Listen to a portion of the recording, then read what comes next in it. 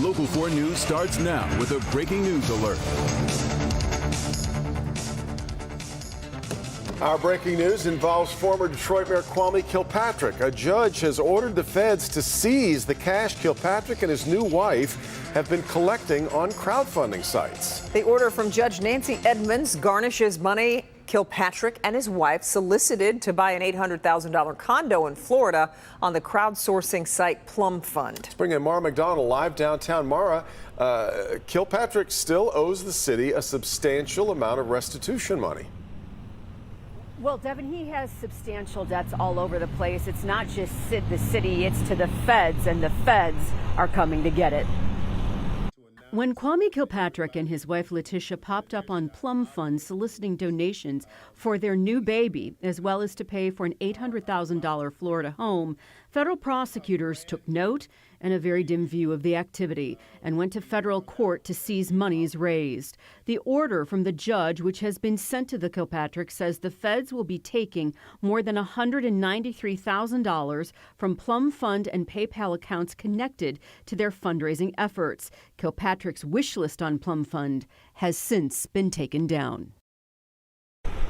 Back here live, it is unclear exactly how much the Kilpatricks raised on that crowdfunding site, and attorneys for the couple have not yet responded to the judge's order. We're live downtown tonight at the Spirit. I'm Mara McDonald, Local 4. What a development. All right, Mara. All right, now to breaking news coming from downtown Detroit. That's where City Council has just approved a $60 million tax break for Dan Gilbert's Hudson site. The controversial plan was tabled just a few weeks ago after members of the council and residents voiced their concerns. That led to an amending of the community benefits agreement. Today's 5-4 vote approves the 10-year tax abatement for the skyscraper. All right, let's get now to chilling new developments connected to the death of Detroit police officer Lauren Courts. Today, the man accused of making the straw purchase of the gun used to kill Courts appeared before a judge, and federal prosecutors made some damaging new claims. Sean Lay is live for us tonight. Sean, he's been locked up since his arrest. So what did the judge decide on bond today? This was a bond hearing in Kimberly and Devon. Plenty of new bombshells. We just got out of court. Here's what we're talking about. Sheldon Thomas. The prosecutors just played audio of Thomas telling the ATF that he knew the teen who shot Officer Courts was a danger. Prosecutors say Thomas tried to buy that teen a gun last year, and moments ago a judge denied Thomas's request to get out on bond. Sheldon Thomas is accused of buying the Graco firearm that police say Imani Davis used to shoot and kill Detroit police officer Lauren Courts. This afternoon, only Local 4 is in federal court to hear federal prosecutors lay out a devastating case that Sheldon Thomas is an alleged serial straw purchaser of firearms, allegedly flooding the streets with guns to put into the hands of others. Prosecutors say text messages show Thomas was working with that teen, Imani Davis, for more than a year on buying firearms. Text exchanges dating back a year, with Davis telling Thomas that he was robbed of a gun and was having problems with someone and urgently needed a gun. Thomas telling the teen, quote, "I can always go get a gun." Prosecutors say it was illegal for Davis as a teen to buy a handgun, so he ordered a 9mm Glock from Thomas with hollow point bullets. Thomas telling Davis to have the cash ready at an East Point gun shop or, quote, "it will make us look suspicious." Imani Davis texting back, "Trust me, we will play it smooth." Sheldon Thomas, "Play it cool." May of this year, Davis is arrested in East Point on disorderly conduct charges. The moment he's released from jail, he tells Thomas that he wants him to buy him a cheaper gun than the 9mm, the Graco firearm eventually used in the Officer Courts shooting. Prosecutors say Thomas lied on the federal paperwork, saying the gun was for him.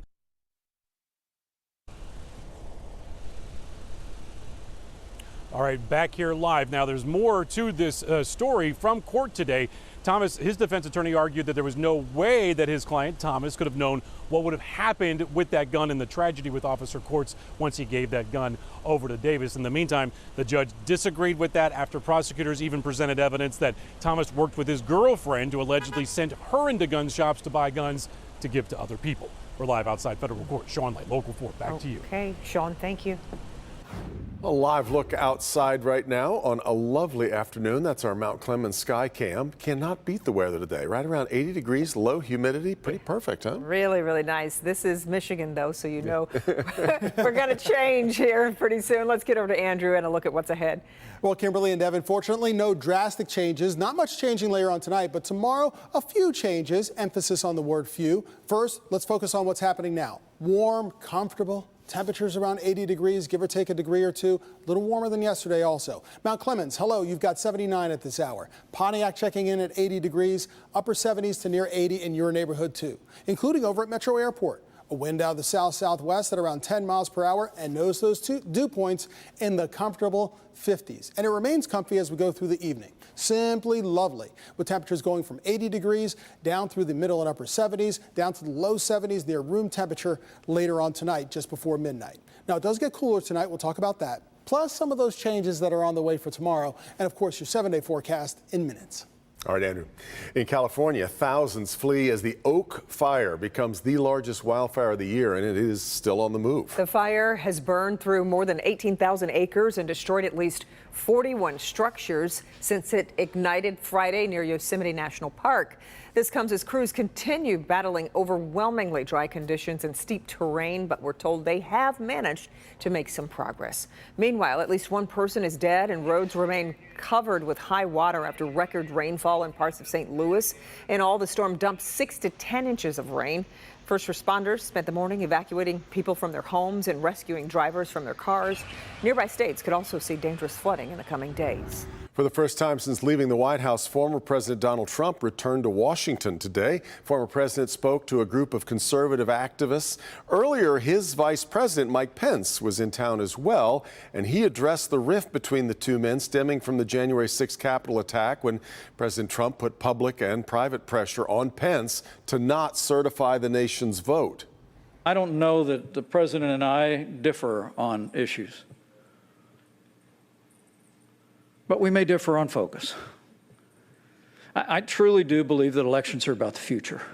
Of course, the committee investigating January 6th has released new details about President Trump's refusal to condemn the rioters the day after the attack, showing parts of his speech that he crossed out, including the line, "I want to be very clear, you do not represent me."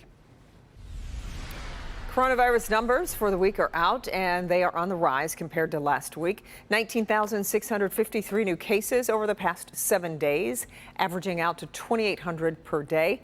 Last week, that average was 2,300. The state is also reporting 137 coronavirus deaths over that same time period. General Motors reports a 39% drop in its second quarter earnings. Detroit automaker earned about $1.7 billion from April through June. Last year made $2.8 billion in the second quarter. Like other automakers, GM has been forced to slow its factory since late 2020, largely due to the global shortage of semiconductors. Automaker also says it is pausing new hires due to recession concerns. Meantime, a joint venture between General Motors and a South Korean battery company is set to receive a $2.5 billion loan from the Energy Department. That loan is to build battery cell factories for electric vehicles in Ohio, Tennessee, and, yes, here in Michigan. Biden administration has set a goal of 50% of U.S. auto production by 2030 being electric or plug-in electric hybrid vehicles. $830 million. That's how much money is up for grabs in tonight's Mega Millions drawing. So what actually happens if you win it? Well, it turns out there's some pretty specific things you need to do right away. Consumer investigator Hank Winchester has us all living the dream, I guess you can say tonight. He joins us live from Romulus. So, Hank, what are the odds that this really happens? Well, hey, they're not great, right? It's 1 in about 303 million, but that's not stopping me and a lot of other people in Romulus from snatching up these tickets. In fact, take a live look here at the Speedway in Romulus. You can see there have been big crowds all day. People got lottery tickets, they got lotto tickets, Mega Millions tickets, you name it. But here's the deal. If by chance you happen to win, there are some things you need to do, some things you shouldn't do. And one key thing, it involves the back of this ticket. Take a look. You just can't say, okay, one size fits all, and let's go ahead and do it this way. Kurt Panousis is the money man. He's a tax attorney, a CPA, and he's often the first person people call when they strike it rich. When you come into money like this, it's really one of those situations where you have to be able to change because there's always new facts that come up. Kurt represents many big winners, including the group from Michigan who struck it rich last year. That billion-dollar ticket sold in Novi. The next morning, Kurt was given a call in Florida. They actually called me. We talked about things on the phone and what I thought needed to be done. And then it was a matter of, okay, we'll now engage you. And then every day after that, we had daily meetings. The first thing many winners do, sign the back of the ticket. Kurt says, don't do it. If I get a blank canvas, I can do a lot of things with that for the benefit of the group or the individual.